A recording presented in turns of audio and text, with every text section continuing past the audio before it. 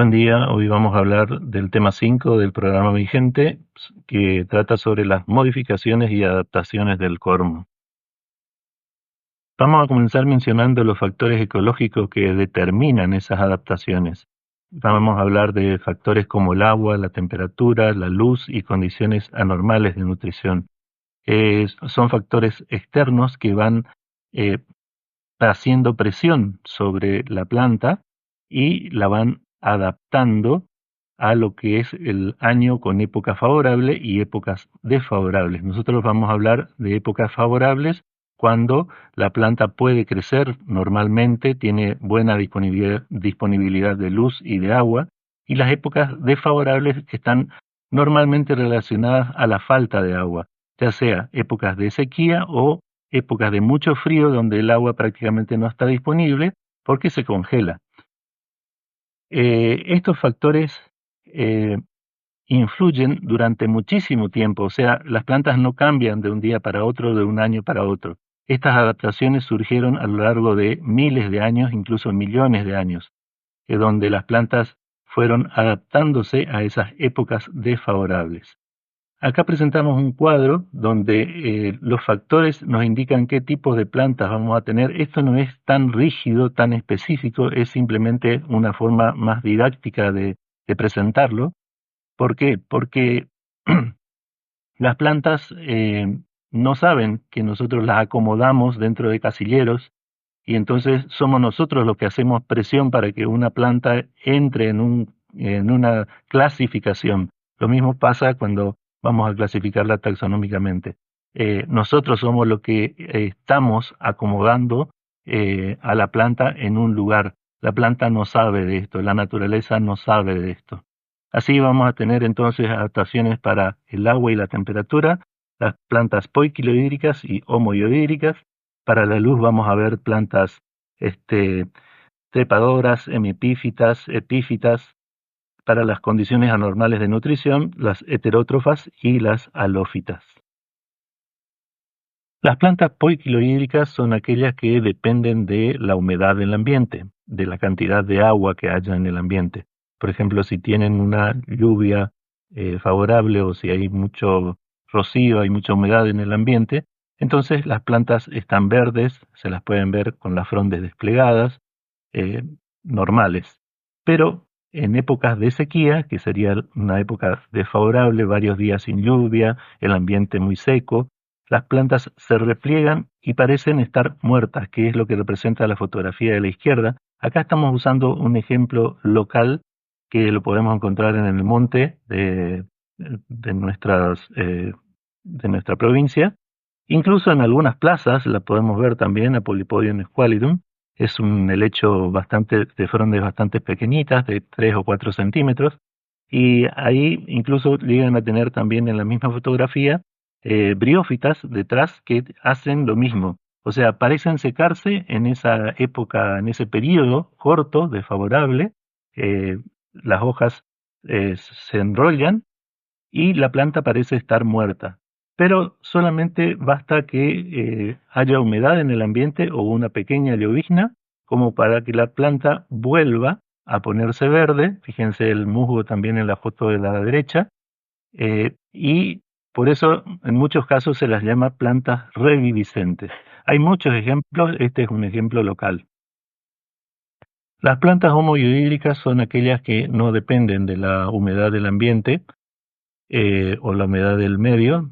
Claro que sí necesitan una provisión de agua constante o relativamente constante, no hay ninguna planta que pueda vivir sin agua.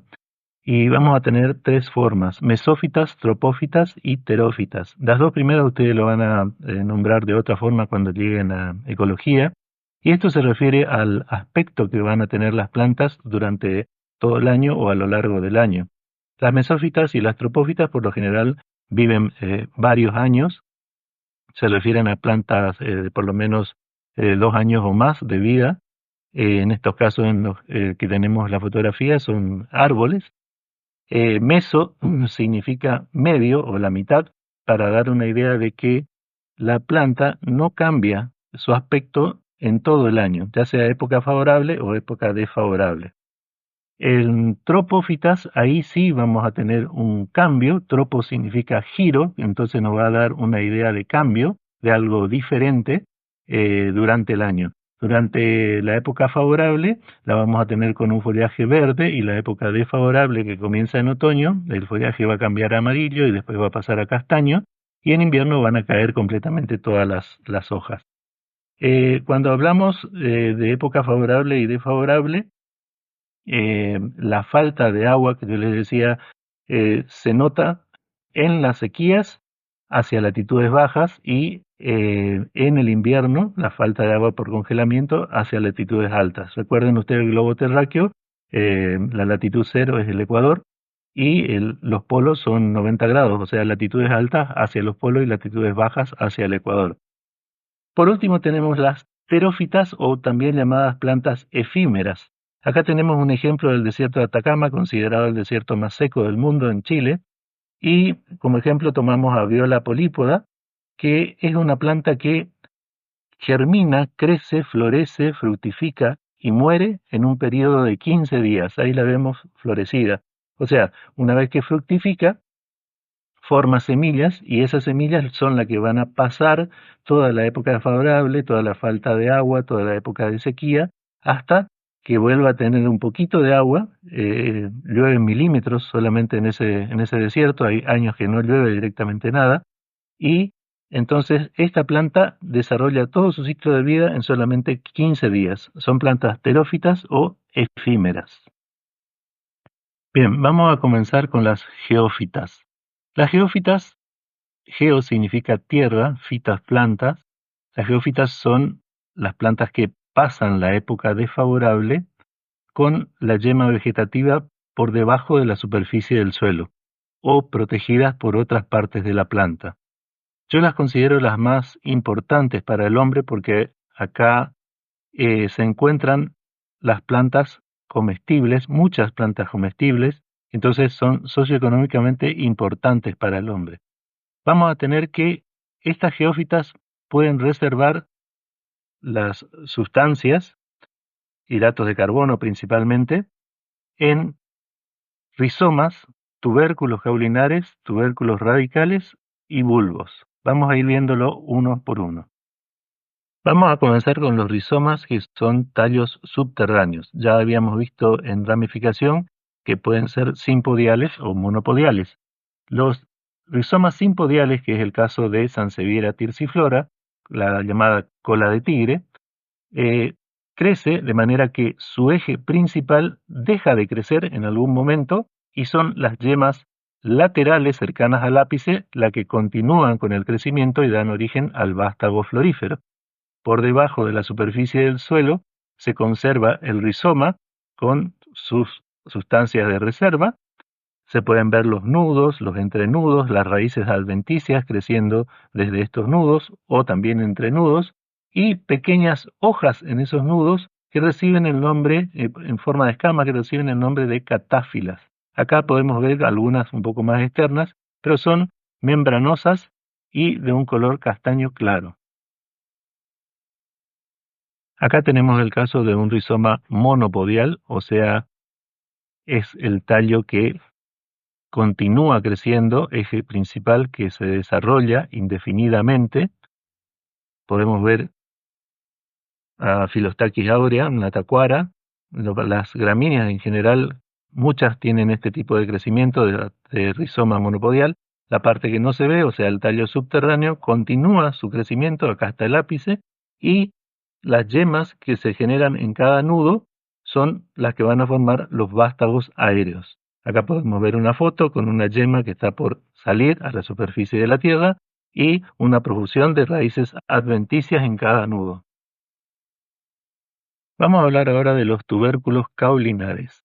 Los tubérculos son engrosamientos de algún órgano de la planta, o sea, es un espesamiento que puede ser de origen caulinar o pueden ser de origen radical. Acá, caule es el tallo, entonces estos son de origen del tallo, caulinares, tubérculos caulinares. Y vamos a tomar como ejemplo dos tipos de remolacha, hay tres, recuerden.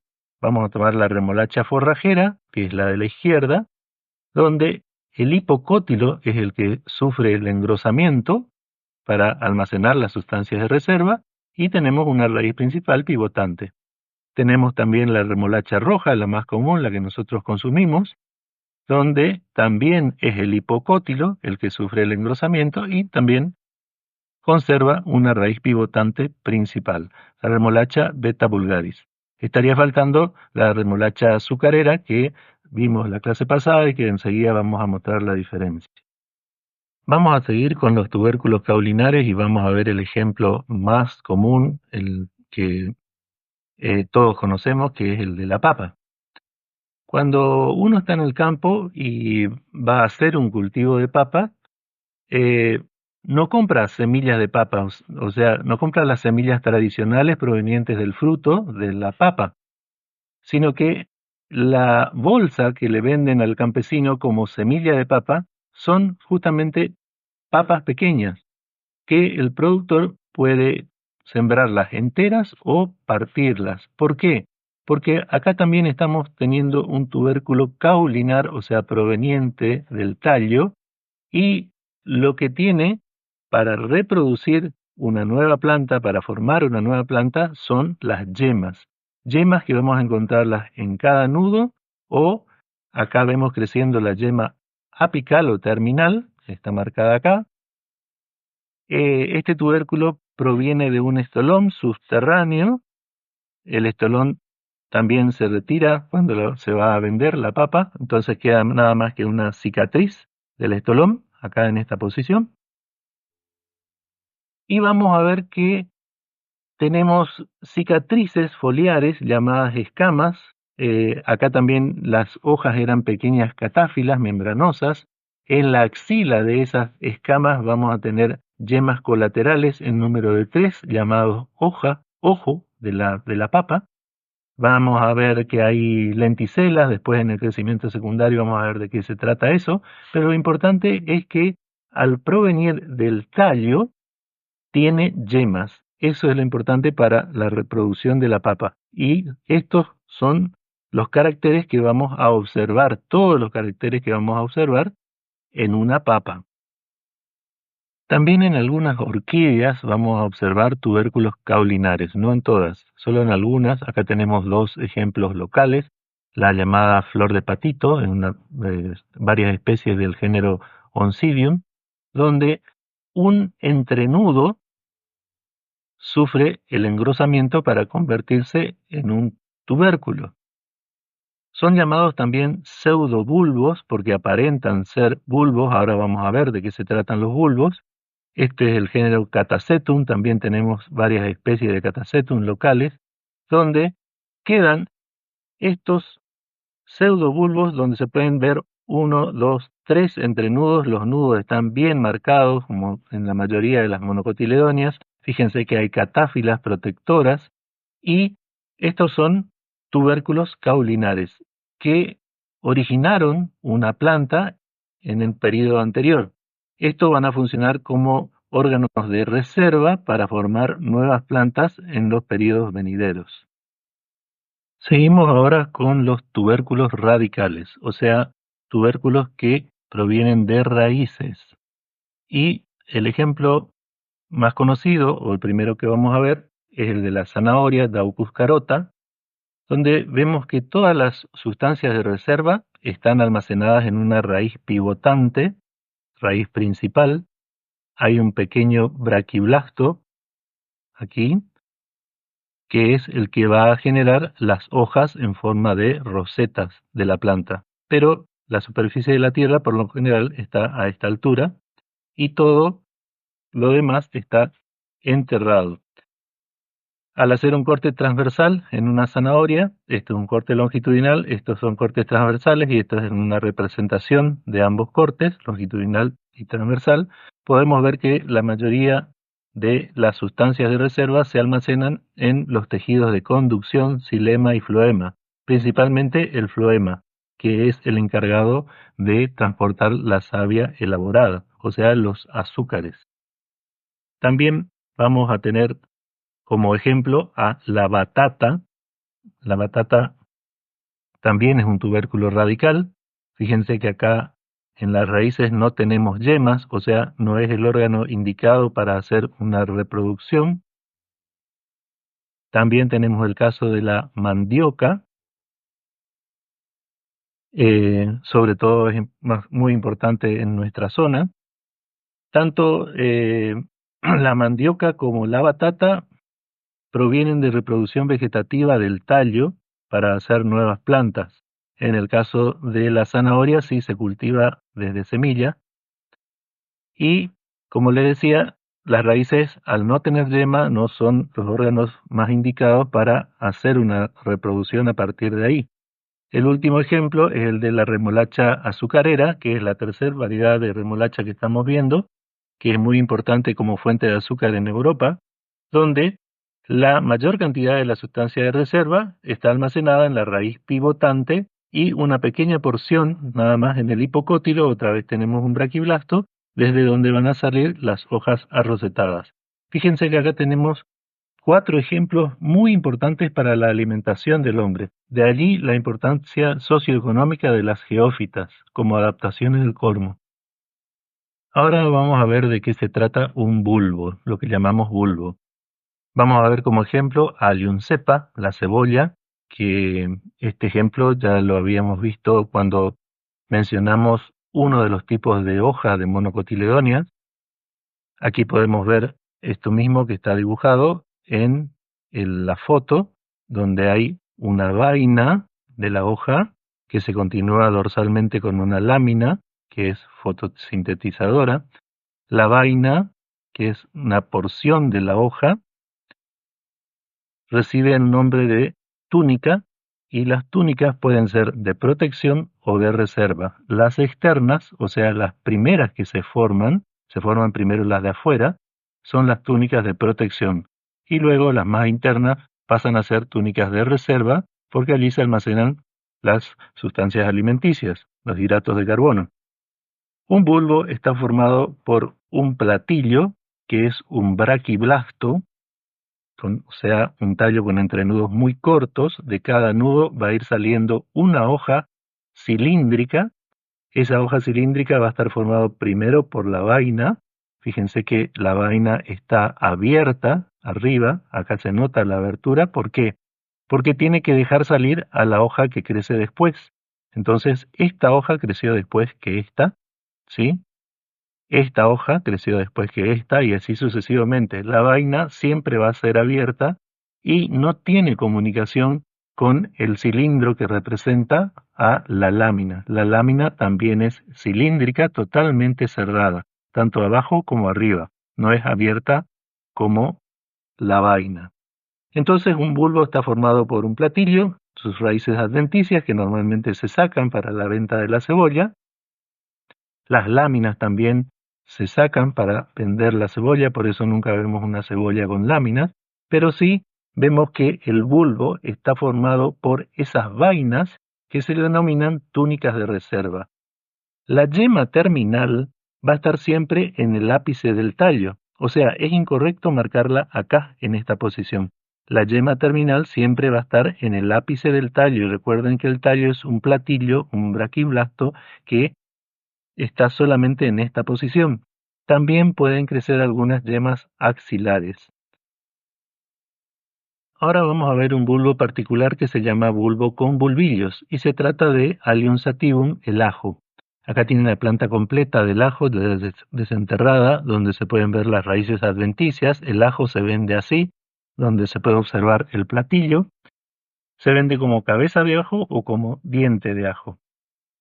También se suelen reservar parte de las láminas para hacer un trenzado y venderlo como ristra de ajo, que es un conjunto de cabezas de ajos. La estructura básica de este bulbo con bulbillos es básicamente la misma que la cebolla. O sea, también tenemos ese platillo, tenemos un eje que se continúa hacia arriba y tenemos 2 o 3 túnicas de protección. En la axila de esas túnicas de protección van a crecer yemas axilares colaterales, o sea, una al lado de la otra. Cada una de esas yemas colaterales va a formar un diente de ajo o bulbillo. y va a estar formada por un pequeño platillo, otra vez una túnica de reserva y una única túnica de protección. Por eso, cuando pelamos el diente de ajo, sacamos una laminilla y lo que tiene adentro ya es la sustancia de reserva. Si hacemos un corte a ese diente de ajo, vamos a observar que tiene una yema desde donde es posible que se origine una nueva planta. El bulbo con bulbillos, acá lo tienen en corte transversal y en la representación esquemática, repite ese esquema 2 o 3 veces. O sea, va a haber una túnica de protección más interna, otra vez con 3, 4 o 5 yemas colaterales, y puede haber una tercera o cuarta túnica de reserva que va repitiendo el mismo esquema. Pasamos ahora a las xerófitas. Xeros es seco y significa planta de ambientes secos, ya sea de desiertos, roquedales y estepas. Y como tipo de planta, para comenzar, tenemos las freatófitas. Estas plantas son llamadas así porque pasan durante todo el año de la misma forma. En algunos casos pueden perder sus hojas, en otros casos no. Acá tenemos el ejemplo de Prosopis nigra, el algarrobo. La característica de estas plantas es que tienen raíces tan profundas que llegan a las napas freáticas que están a 15, 18 metros de profundidad y tienen una reserva de agua constante. Por eso se las denomina freatófitas. Seguimos con las esclerófilas. Las esclerófilas son plantas también de ambientes secos, adaptadas a ambientes secos. Esclero significa duros, filas, hojas. Sería plantas de hojas duras, aunque muchas veces no son tan así. Tenemos esas hojas relativamente duras, más bien coriáceas, en ejemplos como el eucaliptus. Eucaliptus es un género que no es nativo de nuestra región, es nativo de Australia y se lo introdujo como cultivo para maderable. Las hojas normalmente tienen una adaptación anatómica, tienen una epidermis gruesa, una cutícula que las recubre. Esos detalles vamos a ir viendo cuando veamos tejidos. Y el mesófilo almacena bastante agua. Ceratiola ericoides también tiene las hojas transformadas en un cilindro prácticamente verde, donde también vamos a encontrar una epidermis relativamente engrosada, cubierta por una cutícula de protección. Y también el mesófilo, que es donde se encuentran las células con los cloroplastos, clorofila, también almacenan bastante agua en sus vacuolas. Ahora vamos a las plantas con hojas deciduas, o sea, hojas caedizas. Las plantas, cuando les empieza a faltar agua, o sea, llega la época de sequía, lo que hacen es perder sus hojas. ¿Por qué? Porque las hojas son los órganos de transpiración que tiene la planta, lo que se llama evapotranspiración. La reducción de hojas es una solución un poco menos drástica que la pérdida total de las hojas, pero también favorece a que la superficie de pérdida de agua o de evapotranspiración se reduzca muchísimo. Al tener hojas bipinnadas, la superficie de evapotranspiración es muy grande, o sea, al tener folíolos con foliolulos, la superficie expuesta es muy grande. Entonces, ¿qué es lo que hace la planta?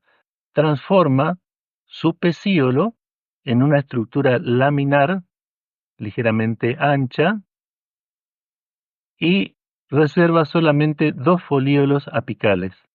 Este pecíolo, transformado laminarmente, recibe el nombre de filodio. Otro mecanismo que adoptan las plantas como adaptaciones a los ambientes secos es almacenar agua.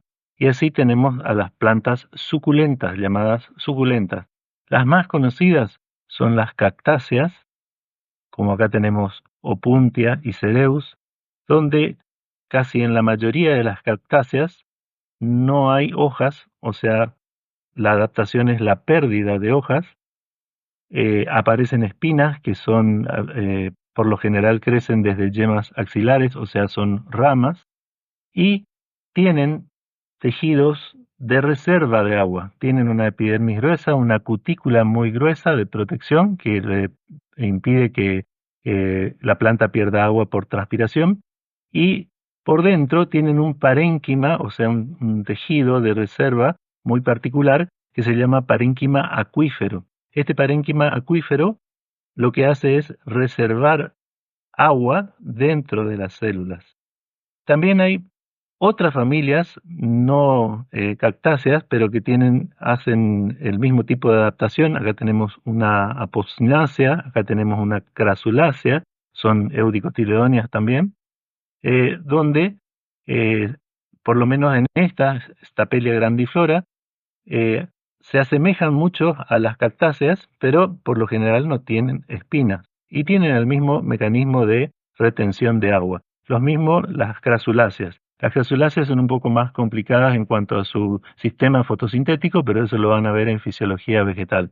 Y después tenemos acá dos monocotiledóneas bastante conocidas, el aloe, en este caso con flor, y el ágave, que son plantas que son cultivadas normalmente como ornamentales, que también tienen hojas suculentas. A pesar de tener hojas muy fibrosas, sobre todo el ágave, este, tienen hojas suculentas donde almacenan agua. Acá son las hojas las que se vuelven puntiagudas y tienen márgenes también con proyecciones espinosas.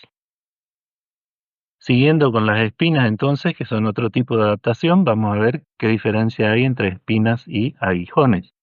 Las espinas las tenemos aquí a la izquierda con 3 ejemplos. Las espinas son transformaciones de hojas o de ramas y son proyecciones que tienen tejido vascular en su interior. O sea, hojas transformadas o ramas transformadas o parte de hojas transformadas, incluso estípulas transformadas en el caso de Euphorbia splendens, pero la característica principal es esa, que tienen tejidos vasculares en su interior, lo que las diferencia de los aguijones. Los aguijones son proyecciones en forma de punta. Podemos verlo en ceiba, el palo borracho, en fagara, un árbol acá de nuestro monte, o también en la rosa. Son proyecciones solamente de epidermis y parénquima que se esclerosan, o sea, se hacen tejido muy duro, por eso pinchan de verdad, pero no tienen tejido de conducción en su interior. Esa es la diferencia que hay con las espinas. Ahora pasamos a las hidrófitas. Hidro significa agua y fitos planta, por lo tanto son plantas de agua. Y vamos a ver rápidamente los distintos tipos que podemos tener. En A y B son plantas anfibias o palustres. En C y D son plantas acuáticas arraigadas con hojas flotantes o emergentes. En E y F, plantas acuáticas arraigadas totalmente sumergidas. En G, plantas acuáticas libres sumergidas. Y en H, plantas acuáticas libres con hojas flotantes. Vamos a ver entonces los ejemplos. Como ejemplo de hidrófitas anfibias o palustres, vamos a tener dos ejemplos locales, la totora, Tifa angustifolia, y la Sagittaria, Sagittaria montevidensis. Es acuática con hojas emergentes, pero soportan ambas cierto tiempo de sequía, no mucho, pero soportan sequías. Y tiene que volver de nuevo el agua rápidamente para que sigan viviendo. Como acuáticas arraigadas con hojas flotantes tenemos como ejemplo a Nymphoides indica, la estrella del agua, que la podemos encontrar en las cunetas del costado de la ruta acá en nuestra zona. Otra que podemos encontrar en el mismo lugar y también es arraigada con hojas emergentes es Ludwigia peploides, una planta poco llamativa, salvo que esté en flor, y esta tiene además una característica que habíamos visto o mencionado antes, es la presencia de neumatóforos, o sea, raíces que le permiten airearse a la planta, raíces con geotropismo negativo. Un ejemplo bastante común que tenemos acá en nuestras lagunas de la zona es Cabomba caroliniana, Es una acuática con hojas sumergidas y flores emergentes. Ceratophyllum demersum es otro representante también abundante en nuestras lagunas. Es una acuática libre con hojas sumergidas. Y llegamos a las acuáticas flotantes libres, que también son numerosas en los cuerpos de agua, como lagunas, algunas incluso con corrientes, como riachos o incluso el río, donde podemos ver el repollito de agua, Pistia stratiotes, que forman normalmente un manto bastante compacto. Son más llamativas la Eichhornia crassipes, los camalotes. Este es un camalote libre que tiene el pecíolo inflado. Hay otro camalote, pero es arraigado, también es del mismo género. Las flores son bastante similares, un poco más oscuras a las que tenemos acá. Y los dos ejemplos que tenemos abajo son ejemplos de pteridófitas acuáticas. La salvinia cubre en los cuerpos de agua bastante abundante y Azola también lo tenemos como de vida libre, pero es muy importante en los cultivos de arroz. Pasamos ahora a las higrófitas. Las higrófitas son plantas adaptadas a ambientes húmedos. Higro significa humedad, fitas plantas, o sea, plantas de la humedad. Normalmente son plantas que están protegidas por otras plantas de mayor porte, pero siempre se presentan en ambientes húmedos. La fragaria, que tenemos el ejemplo allí abajo, también se la considera como una higrófita, a pesar de que ahora es un cultivo, es la frutilla, y como se le da un exceso de agua con el riego, produce un fenómeno que se denomina gutación, a través de unas aberturas pequeñas que tiene el margen de la hoja, llamadas hidátodos, que lo vamos a ver más adelante. Pasamos ahora a las adaptaciones al aprovechamiento de la luz y vamos a hablar de las plantas trepadoras. Comenzamos con las enredaderas. Nosotros definimos a las enredaderas como plantas herbáceas o semileñosas que se trepan sobre otras plantas. Eh, También pueden hacerlo sobre alambrados, postes, cables. Y las lianas o bejucos son más características de nuestra selva. Son plantas leñosas que tienen ciertas modificaciones en su crecimiento anatómico. Eso lo vamos a ver cuando veamos crecimiento secundario atípico, pero son características de nuestras selvas. Las llamadas hemiepífitas leñosas tienen un mecanismo particular y son de un grupo de ficus o higuera que comienzan siendo epífitas, o sea, plantas que crecen sobre otras plantas debido a que su mecanismo de diseminación a través de aves es llevar las semillas de un árbol al otro. Allí comienza un crecimiento, un desarrollo de raíces adventicias que llegan hasta la tierra, hasta la superficie de la tierra, se van haciendo cada vez más grandes, la planta va envolviendo a la planta hospedadora que la sostenía en un principio y la llega a matar. Por eso también se las conoce como eh, plantas matapalos. Vamos a ver cuáles son los recursos para trepar y vamos a comenzar con los zarcillos. Los zarcillos son proyecciones filiformes que pueden tener origen caulinar o foliar. En este caso, en el de Callaponia podanta, es de origen caulinar, o sea, desde la yema axilar crece una rama que se transforma en zarcillo, que tiene esta forma espiralada característica. Ahora un ejemplo de zarcillos foliares. En este caso, vamos a tener que se trata de la transformación de un folíolo, Endolichandra sinanjoides, es una trepadora llamada uña de gato. La hoja es trifoliolada, pero uno de sus folíolos se transforma en esta especie de gancho puntiagudo, trífido, que le permite sostenerse, agarrarse a los troncos de otras plantas y así trepar. Otro recurso para trepar que tienen las plantas, tal vez el más común, son los movimientos de circunnutación.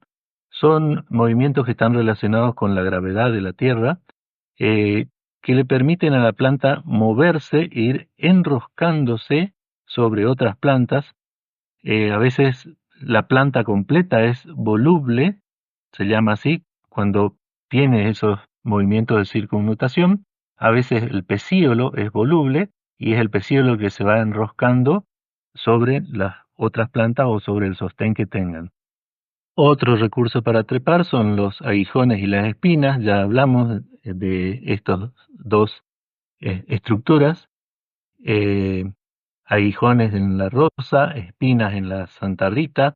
Normalmente son llamados entonces trepadoras apoyantes. Las raíces adhesivas son un recurso bastante llamativo de las plantas, ya que son bastante diferentes.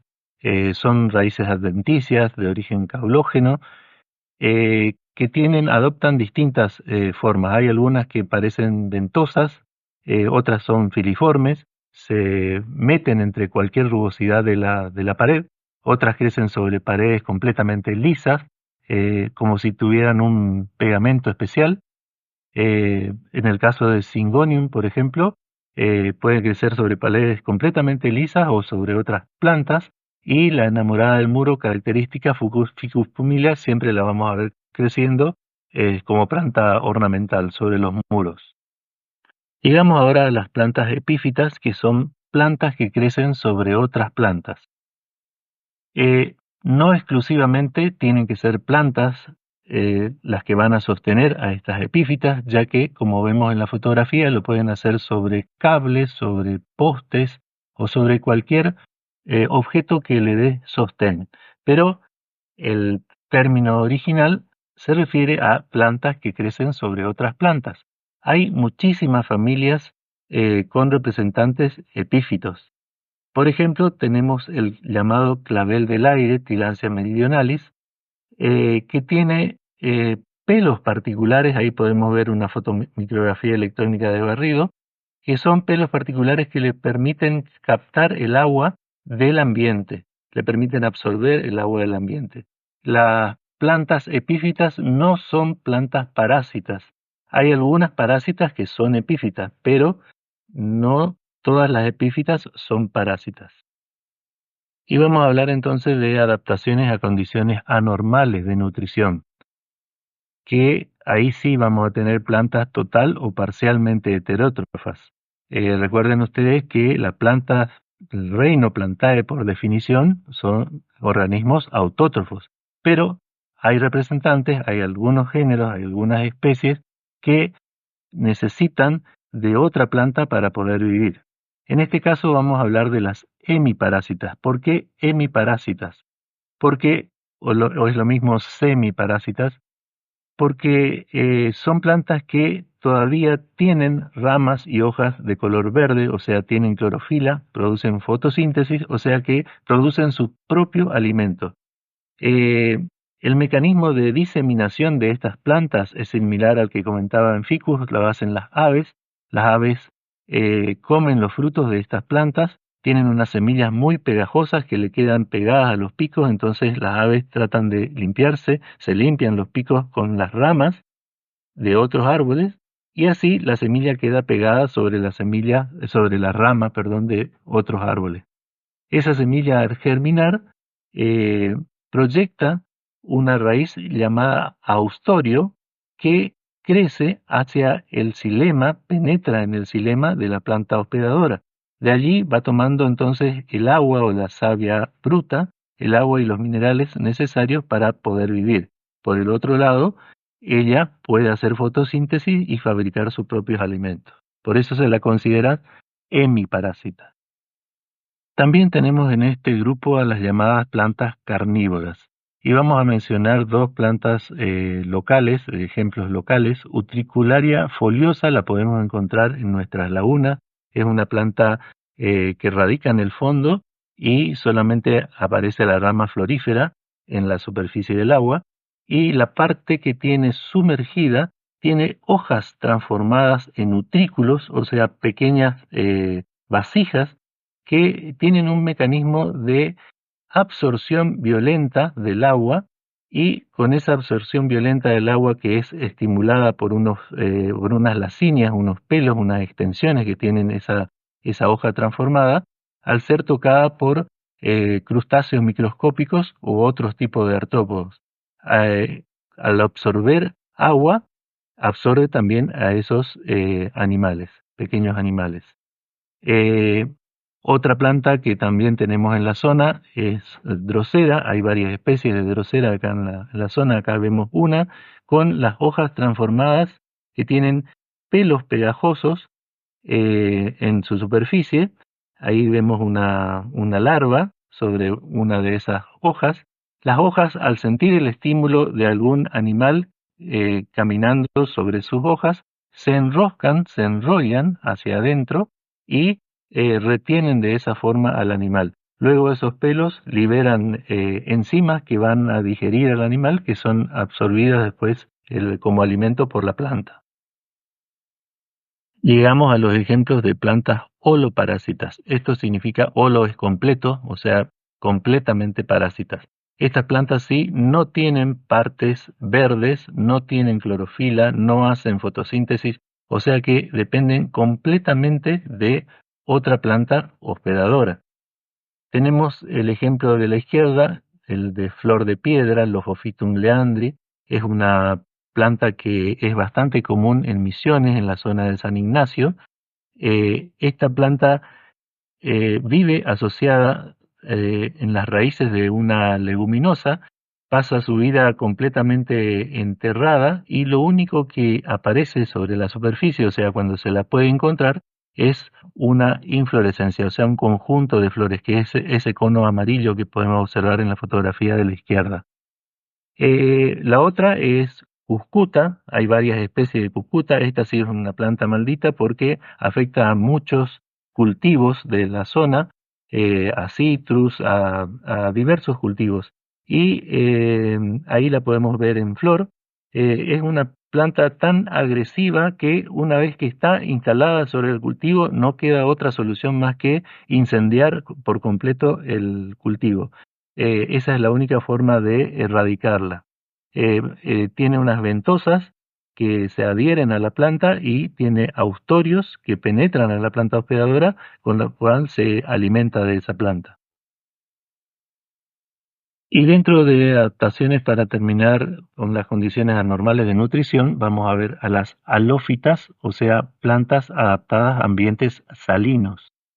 Ya habíamos mencionado a los mangles, los manglares, que están distribuidos por los trópicos del mundo, donde eran característicos los neumatóforos y las raíces zanco para evitar las mareas, que las muevan por las mareas.